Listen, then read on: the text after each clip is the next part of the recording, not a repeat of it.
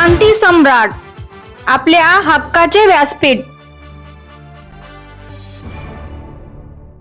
सर्वप्रथम पत्रकारांचा मी धन्यवाद बोलतो। आज निवेदन एडीसी बद्दल दिलेलं आहे। एडीसी म्हणजे हे जे आरटीओ मध्ये साहेब जे काम करतात त्यांना एक हे ठेवलेलं नाव ठेवलेलं आहे एडीसी। म्हणजे एडीसी म्हणजे काय, ह्यांचे जे ब्लॅक असते ते व्हाईट करण्यासाठी एडीसी आहे, आणि जनतेची जी दिशाभूल करतात ती एडीसी।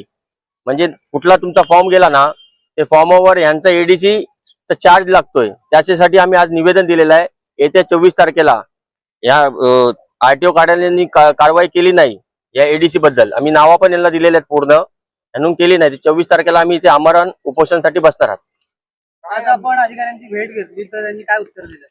चव्हाण साहेबांनी सांगितले की आम्ही लवकरात लवकर कारवाई करू। त्यांना आम्ही हे व्हिडिओ फुटेज पण दिलेत।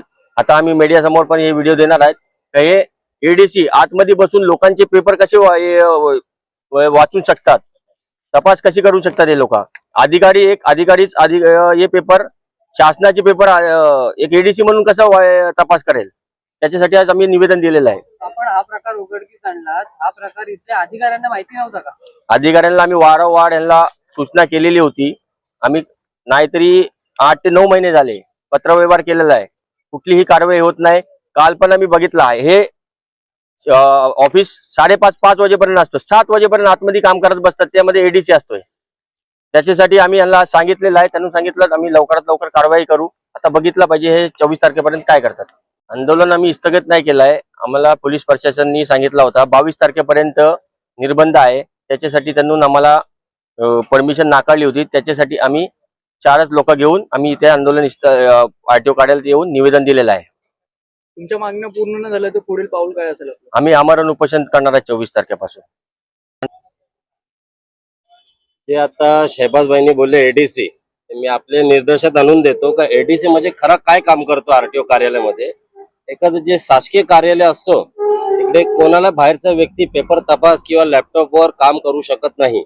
हे व्हिडिओ फुटेज आहे आमच्याकडे। त्या व्यक्तीचं मी नाव घेऊन सांगतो आज तुम्हाला। त्याचं नाव आहे मतीन मुल्ला। हे कार्यालयाच्या आतमध्ये बघा, हे आमच्याकडे व्हिडिओ आहेत, मी मीडियाला आम्ही देऊये हे काम कसे होतात। संध्याकाळीपासून ते सकाळपासून ते संध्याकाळपर्यंत हे मतीन मुल्ला पूर्ण आरटीओ बघतो। यांचा एडीसीचा आणि साहेबांचा 40-60 आहे, 40-60 हे काम करतात। यांचे पत्रामध्ये साहेबांनी स्वतः दिला की दररोजचे 500 ते 400 लोक या कार्यालयामध्ये येतात। जसं आता आमचे मित्र पक्ष आहेत, मनसेवाल्यांचं जे आंदोलनचे पुकारले अवजड वाहतूक, त्यामध्ये जे पैसे गोळा करण्याचं काम करतो तो हा एडीसी करतो। हा एडीसीचं काम खरा आहे। जनतेला हे माहित नाही की एडीसी कोण असतो। एखादा व्यक्ती आला तो स्वतःचा लायसन करायला, त्याला अशी चक्रा मारायला लावतात तर तो नंतर एडीसी कडे जातो आणि काम करतो का भाई माझं काम करून द्या।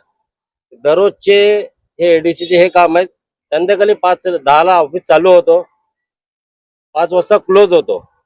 5च्या नंतर हे एडीसी बसून पैसे गोळा करण्याची कामं करतात।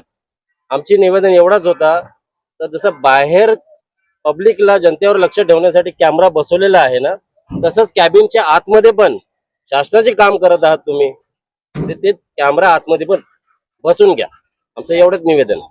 राष्ट्रवादी युवक काँग्रेस यांच्या माध्यमातून आज आम्ही राष्ट्रीय प्रादेशिक परिवहन अधिकारी त्यांच्या इथं आम्ही जन आंदोलन घेणार होतो, पण काही कारणास्तव आम्हाला पोलीस स्टेशन करून म्हणजे खारघर पोलीस स्टेशन आम्हाला परमिशन नाकारण्यात आली होती। आणि त्यांनी आम्हाला फक्त 4 लोकांसाठीच परमिशन दिली होती आणि निवेदन देण्यासाठी होती। त्यामुळे आम्ही आज 4 लोक इथं आलो आहेत, निवेदन दिले आहे। हे निवेदन देण्यामागचं आणि आम्ही निवेदन देण्यामागचं कारण हे आहे, एडीसी म्हणजे काय की एक अनधिकृत पद ह्या इथं काम करते। अनधिकृत पद काम करत असताना त्या पद्धतीने जे काम होतं इथं, हा आमचं आंदोलन घेण्याचा मागचा हेच आहे की जनतेचा फायदा व्हावा। जनतेचा फायदा काय आहे की इथं जो अतिरिक्त पैसा आहे किंवा अतिरिक्त भार जो बुर्दन भरावा लागतो लोकांना, तो भरण्यात नाही यावा म्हणून आम्ही हे आंदोलन करत आहोत। आणि ह्या एडीसी मुळे लोकांना त्रास होतोय। आता प्रशासकीय काम करत असतील, चांगलं काम करत असतील, वाईट काम करत असतील, आम्हाला माहित नाही, पण प्रशासन हे होते ना, त्यांचं नाव खराब होते ना, प्रतिमा मलिन होते त्यांची।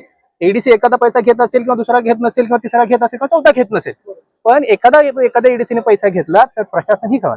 आम्हाला माहिती आहे आज काम होतं कसं काय होतं, हे काम फक्त एडीसी ला न करता त्यांनी स्वतः करावं, हेच आमचा ह्या मागचा उद्देश आहे. म्हणून आम्ही हा आंदोलन घेणार होतो. पण आम्हाला परमिशन, पण येत्या 24 तारखेनंतर आम्ही इथं आमरण उपोषणाला बसू. जर यांनी काही कारवाई केली नाही तर आम्ही नक्कीच या इथं उपोषणाला बसू. नमस्कार, माझं नाव नागेंद्र आहे. मी तुम्हाला माझी एक गोष्ट सांगतो, म्हणजे माझ्यासोबत काय घडलं. मी 7 ऑगस्टला ड्रायव्हिंग लायसन्स साठी अप्लाय केलं होतं आणि त्या दिवशी ओरल पण दिलेत, लर्निंग लायसन्स एक्झाम पण दिलेत ऑनलाईन ऍज पर गव्हर्नमेंट की स्पेशलिस्ट आहे. तर ऑनलाईन अप्लाय केले, पास पण झालेत. पण आता आजचा डेट आहे सर 19. आतापर्यंत माझं ड्रायव्हिंग लायसन्स लर्निंग लायसन्स आलेलं नाहीये, कारण पेंडिंग ॲट आरटीओ ऑफिस आहे. सगळेच व्हेरिफिकेशन, आधार ऑथेंटिकेशन, एक्झाम पास झालेत ऑनलाईन, पण आतापर्यंत आलेच नाही. का नाही? का नाही? त्याच्यासाठी तुम्ही एडीसी ला भेटले नसणार, त्यांचं जे कमिशन असते ते भेटलं नसेल, त्याच्यासाठी यांनी थांबवून ठेवलेलं आहे. आणि मला हे तुम्ही हे पुरावा बघा. अशी अनेक जनतामध्ये अशी भरपूर लोक आहेत. माझा ऍप्लिकेशन नंबर पण आहे, तुम्ही बघू शकता चेक करून की काय. मी ते 1-2 एडीसी ला भेटलो तर ते बोलले की तुम्हाला लर्निंग लायसन्स एक्झाम पण द्यायची गरज नाही. मी एक्झाम दिले, म्हणजे अभ्यास करून एक्झाम दिले, ऑनलाईन पास झाले, सगळेच ऑथेंटिकेशन केले, एक्झाम फी पण भरले. पण आता 15 दिवस जाऊन पण लर्निंग लायसन्सचं अप्रुव्हल पेंडिंग आहे. अधिकाऱ्यांना भेटलो, ते बोलतात की तुमचा हा प्रॉब्लेम आहे. म्हणजे काय प्रॉब्लेम? ते बोलतात तुम्ही फर्स्ट अटेम्प्ट मध्ये क्लिअर नाही केलं. मी बोललो तसं काहीच नाही, 3 अटेम्प्ट आहे ऑलरेडी तिथे. मी सेकंड अटेम्प्ट मध्ये एक्झाम क्लिअर केले आणि ते लिहिलेलं आहे वेबसाईट वर, आणि आधारनं ऑथेंटिकेशन पण झाले.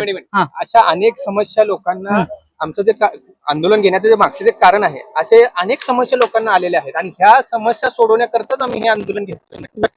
24 तारखेला आम्ही आमरण उपोषण करणार. आता आम्ही जनतेसाठी, म्हणजे जनतेचा फायदा व्हावा यासाठीच आम्ही हे करतोय. म्हणजे अशा अनेक गोष्टी आहेत, हे आता आज आपल्याला लाईव्ह तुम्ही दाखवलं तुम्हाला, पण अशा अनेक तक्रारी आमच्यावर अगोदर आलेल्या आहेत आणि ह्या तक्रारीच आम्ही समस्याचे निवारण करण्यासाठीच आम्ही हे पाऊल उचललेलं आहे. नक्की, ठीक आहे.